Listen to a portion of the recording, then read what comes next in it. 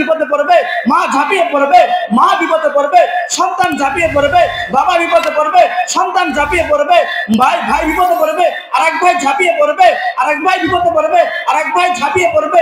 এই উলফত আর এই মহব্বত, এই ভালোবাসা সৃষ্টি করার জন্য আমি তোমাকে তোমার মার গর্ভে দিলাম, মায়ের গর্ভে 10 মাস 10 দিন রাখার পরে তারপরে দুনিয়াতে নিয়ে আসলাম, এই জন্য যেন তোমার দুনিয়াতে চলার জন্য কোনো সমস্যা হলে এরা তোমার পাশে দাঁড়ায়।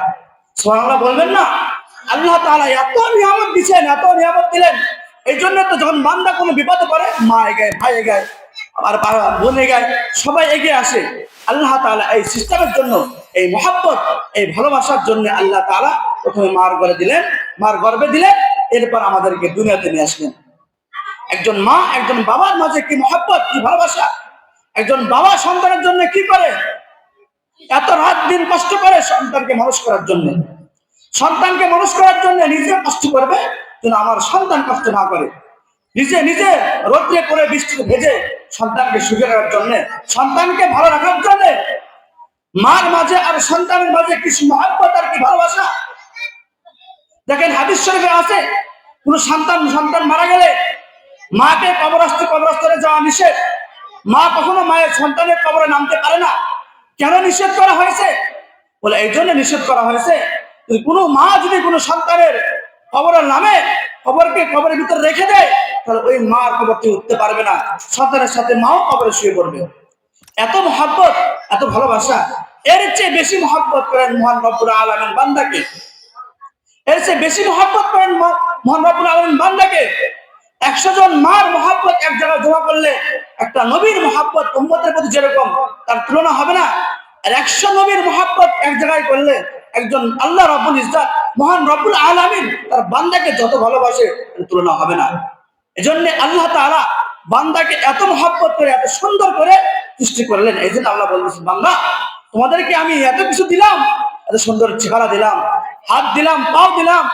এই যে হাত লাগাইছে, পাও লাগাইছে আল্লাহ তাআলা চাইলেন আমাদের এখানে হাত পা সিস্টেম করতে, অথবা চেন সিস্টেম করতে, যে আমরা রাতে শুভ হাত পা খুলে ঘুমাবো। এই সিস্টেম করতে আল্লাহ করলে আল্লাহ তাআলা পারতেন, কেন করেন নাই? আল্লাহ এই জন্যই করেন নাই যে যেন দুনিয়াতে মানুষ চলতে গেলে একজনের হাত নষ্ট হয়ে যাবে, একজনের পা নষ্ট হবে, সে তোমার চেয়ে বড় সম্পদশালী এমপি মন্ত্রী নেতা সিস্টেমের মানুষ, যখন কোনো গরিব শ্রেণী মানুষের হাত, তখন তারা ওই নেতার হাত নষ্ট হয়ে যায়, কোনো বড় লোকের হাত নষ্ট হয়ে যায়, কোনো মাস্টার, কোনো নেতা প্রকৃতি মানুষের হাত নষ্ট হয়ে যায়, পা নষ্ট হয়ে যায়, যেন এদের থেকে জোর করে জুলুম করে না নিয়ে যায়। এই জন্য আমি আল্লাহ তাআলা তোমাদেরকে সিস্টেম করিনি।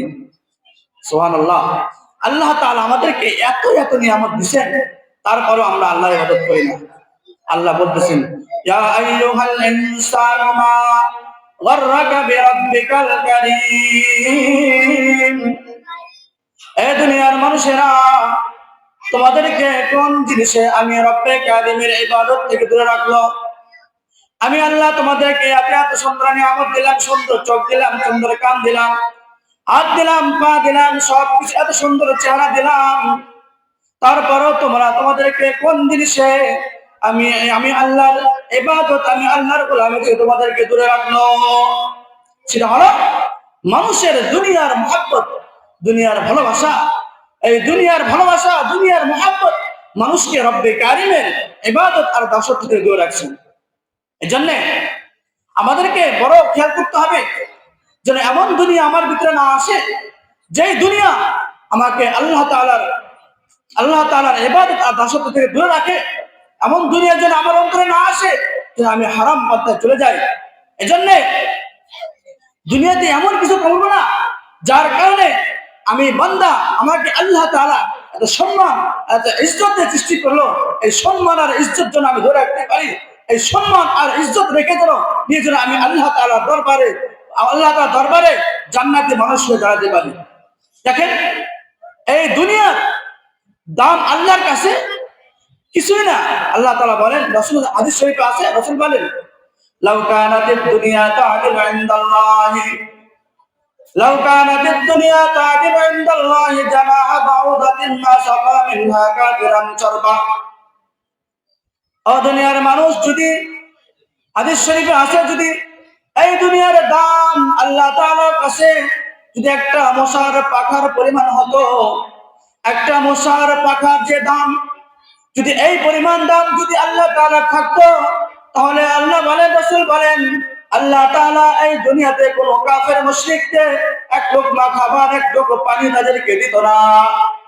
তাহলে এই দুনিয়ার দাম আল্লাহর কাছে একটা মশার পাখার কোনো দাম আছে? মশার পাখার কোনো দাম নাই, কিঞ্চিত দাম নেই। এই মশার পাখার পরিমাণ দাম এই দুনিয়ার দাম আল্লাহর কাছে নয়। এই জন্য এই দুনিয়ার মোহাব্বত ছাড়ো। হাদিস শরীফে আছে, মান আহাব্বা মান মান আহাব্বা দুনিয়াহু মান আহাব্বা দুনিয়াহু আদাররা বিআখিরাতিহি ওয়া মান আহাব্বা আখিরাতাহু আদাররা বিদুনিয়াহু ফাআখিরু ফাআখিরু মা আবকা আলা মা ইয়াফনা।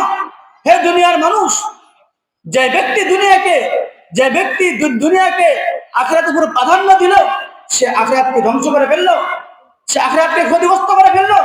আর যে আখিরাতকে মহব্বত করলো, ভালোবাসলো, তার দুনিয়া ধ্বংস হলো। সুতরাং ফাআখিরু মা ইয়াবকা আলা মা ইয়াফনা, ফাআখিরু মা ইয়াবকা আলা মা ইয়াফনা। সুতরাং ওই জিনিসের পিছনে তুমি সময় কাটাও, ওই জিনিসের সাথে তুমি লাগো, ওই জিনিসকে মহব্বত করো যেটা চিরস্থায়ী, এটাকে ধরো, যেটা ক্ষণস্থায়ী এটাকে ছাড়ো। এই জন্য দুনিয়া হলো আমার জন্য ক্ষণস্থায়ী জায়গা, দুনিয়া আমার জন্য ক্ষণস্থায়ী, দুনিয়া চিরস্থায়ী না।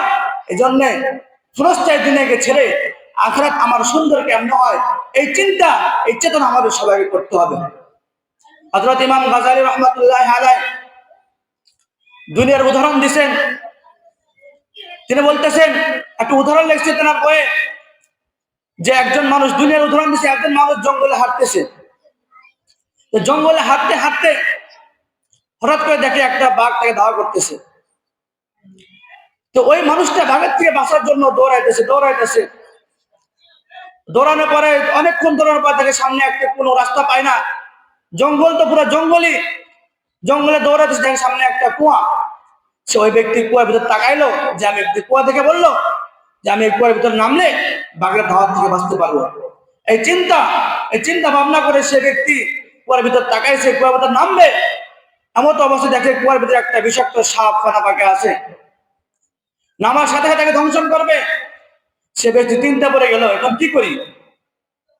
আমার পিছনে বাঘ, সামনে আমার কুয়ার ভিতরে আমার সাপ, এখন আমি বাঘের হাত থেকে কেমনে বাঁচবো, কোথায় যায়?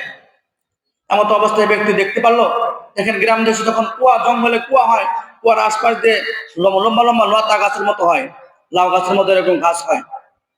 তো ব্যক্তি চিন্তা করলো, আমি এই লতা গাছ ধরে কুয়ার ভিতরে ঝুলে থাকি, তাহলে আমি বাঘের থেকে বাঁচতে পারবো, সাপের থেকে বাঁচতে পারবো। এমন অবস্থায় দেখে একটা সাদা ইঁদুর এসে তার ডান হাতের লতা আস্তে আস্তে কাটতেছে। যে ডান হাতে যে লতা গাছ ধরেছিল, সে লতা গাছগুলো কাটতেছে। আর একটা কালো ইঁদুর এসে বাম হাতের লতা গাছগুলো আস্তে আস্তে করে কাটতেছে। এমন অবস্থায় তার মাথার উপর দেখে একটা মৌমাছির চাক সেখান থেকে মধু টক টক করে পড়তেছে। আর ওই ব্যক্তি এই বিপদের কথা ভুলে গিয়ে পিছনে বাঘের কথা ভুলে গেছে, সাপের কথা ভুলে গেছে, সাদা ইঁদুর যে কাটতেছে, কালো ইঁদুর কাটতেছে, সব কিছু ভুলে যে সে এই মধু খাওয়ার ব্যস্ত হয়ে গেছে। তাহলে সেই ব্যক্তি ভালো মানুষ না পাগল মানুষ? এত বিপদের সত্ত্বেও যদি কোনো মানুষ এরকম মধু খাওয়া শুরু করে, তাহলে সেই ব্যক্তি হলো পাগল মানুষ, ভালো মানুষ না, ভালো মস্তিষ্ক মানুষ নয়। তাহলে যদি সে ব্যক্তি পাগল হয়, তাহলে আমাদের কথায় আমরাও পাগল। দেখেন আজরাইল নামক বাঘ আমাদের পিছনে ধাওয়া করতেছে, আমরা দৌড়াইতেছি। আমার যাওয়ার জায়গা কোথায়? সামনে হলো আমার কবর নামক কুয়া, কবরের ভিতরে সাপ বিচ্ছু আছে, পোকামাকড় আছে। কবর কেমন ঘর? কবর হলো সাপ বিচ্ছুর ঘর, কবর একাকির ঘর। কবর বলে, হে দুনিয়ার মানুষ, আমি কবর সাপ বিচ্ছুর ঘর, আমি কবর একাকির ঘর। আমার কবরের সাথে ওই ব্যক্তির সাথে ভালো মহব্বত হবে, ভালো ব্যবহার হবে, যে দুনিয়ার থেকে নেক আমল নিয়ে আমার মাঝে আসবে। আর ওই ব্যক্তির সাথে আমার ব্যবহার খারাপ হবে। কেমন খারাপ হচ্ছে? আমার ব্যবহার খারাপ হবে, যে বদ আমল নিয়ে আমার কাছে আসবে, তার সাথে ব্যবহার আমার কেমন হবে? ওই ব্যক্তি আমার ভিতরে আসার সঙ্গে সঙ্গে আমি কবরে এত জোরে চাপ দিব যে এক পাজরে হাত দিয়ে আর এক পাজরে ঢুকে যাবে। যে আমাদের সামনে কবর নামক কুয়া, পিছনে আজরাইল নামক বাঘ আমাদের দাওয়া করতেছে, সামনে কবর নামক কুয়া। এই কবরের নাম নিয়ে আমাদের সবকিছু ধ্বংসন করবে। আমার ওই যে একটা কালা ইঁদুর সাদা ইঁদুর কথা বলছে, সাদা ইঁদুর বুক বলতে এই কথা বুঝাইছে যে আমার জিন্দগি থেকে হায়াত, আমার জীবন থেকে একটা দিন যাইতেছে, মানে আমার একটা হায়াতের অংশ কমে যাইতেছে। আমার ওই যে কালো ইঁদুর দ্বারা বুঝাইছে আমার জিন্দগি থেকে একটা রাত যাইতেছে, আমার হায়াত থেকে একটা অংশ কমে যাইতেছে। এমত অবস্থায় এত কিছু সত্ত্বেও আমরা দুনিয়ার রং তামাশার ভিতরে পড়ে গেছি, দুনিয়ার আনন্দ উল্লাসের ভিতরে পড়ে গেছি, তাহলে আমরাও তো সেই ব্যক্তির মতো পাগল। এই জন্যে দুনিয়া আরাম আয়েশের জায়গা না।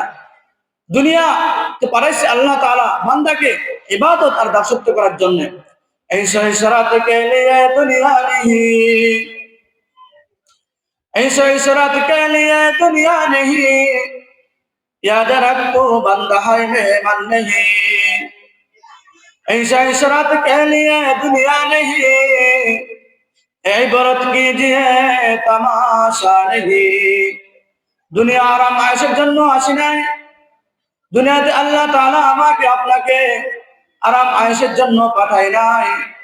আমরা দুনিয়াতে গোলাম হিসেবে এসেছি, আমরা দুনিয়াতে গোলাম হিসেবে এসেছি, মেহমান হিসেবে আসি নাই। দুনিয়াতে আমরা আরাম আয়েশের জন্য আসি নাই। ও দুনিয়ার মানুষ, কবি নসিহত করতেছে এই বিরত কিজিয়ে তামাশা নেই। এই নসিহত করতে তোমাদেরকে দুনিয়া আরামের জায়গা না, দুনিয়া আরাম আয়েশের জায়গা না, দুনিয়া মুমিন বান্দার জন্য আরামের জায়গা না, দুনিয়া মুমিন বান্দার জন্য ফুর্তির জায়গা না। দুনিয়া হলো মুমিন বান্দার জন্য হলো জেলখানা। দুনিয়া মুমিন বান্দার জন্য জেলখানা। যেরকম জেলখানার ভিতর মানুষ মন যা চাইলে তাই করতে পারে না, নিজের ইচ্ছা মতো কিছু করতে পারে না, সবকিছু জেলখানার আইন কানুন নিয়ম কানুন মেনে চলতে হয়। ঠিক তোমরা দুনিয়াতে আসছো মুমিনদের জন্য জেলখানা। তোমরা মন যা চাইলে তাই করতে পারবে না। তোমার সামনে আল্লাহর হুকুম আছে, রাসূলের তরিকা আছে, কোরআন আছে, হাদিস আছে, এর বাইরে তুমি যেতে পারবে না। কারণ তোমার জন্য এটা জেলখানা, আর তোমার জন্য হলো জান্নাত। হলো কবরে তোমার এই দুনিয়া তোমার জন্য জেলখানা, আর দুনিয়া তো আখিরাত তোমার জন্য। এই দুনিয়াতে জেলখানা যে ব্যক্তি থেকে হুকুম আহকাম কোরআন জেলখানার আইন কানুন মেনে চলতে পারবে, তার জন্য আল্লাহ তাআলা জান্নাতের ভিতর বড় ফয়সালা, জান্নাতের ফয়সালা করে দিবেন। দেখেন দুনিয়াতে এই জেলখানার ভিতর, যেমন আমি আপনি জেলখানার ভিতর যা চাইলে তাই করতে পারি না, পারি?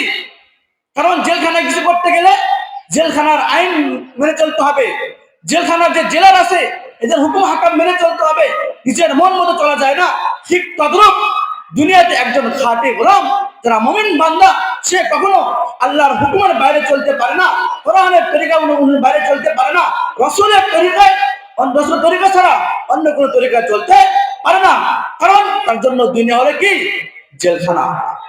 এই ছোট্ট একটা দুনিয়া, মাত্র কয়েকদিনের দুনিয়া। এই দুনিয়া যদি আমি আপনি একটু কষ্ট করতে পারি, তাহলে আল্লাহ তাআলা এই দুনিয়াতে জান্নাতের ভিতরে আমাদেরকে এত বড় একজন সবচেয়ে ছোট জান্নাত যাকে দিবে, সে জান্নাতটা হবে এই দুনিয়ার চেয়ে 10 দুনিয়া বড়। এজন্য রাসূলের তরিকায় চলতে হবে। রাসূলের তরিকা ছাড়া কখনো জান্নাতে যাওয়া যাবে না। রাসূলের তরিকা ছাড়া কখনো জান্নাতে